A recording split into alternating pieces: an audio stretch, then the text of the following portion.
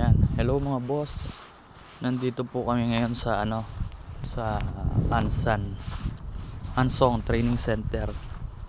Dito po sa South Korea. Ayan.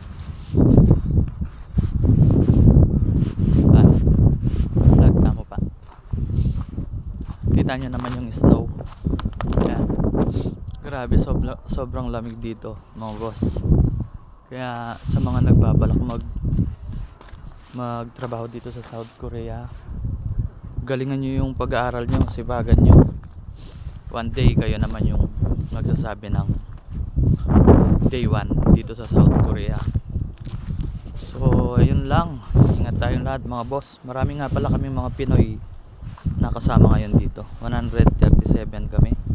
Dumating kami noong December 19. 2 days na po kami ngayon dito. Marami din ang Indonesian. So ayun lang, bye bye, ingat tayong lahat.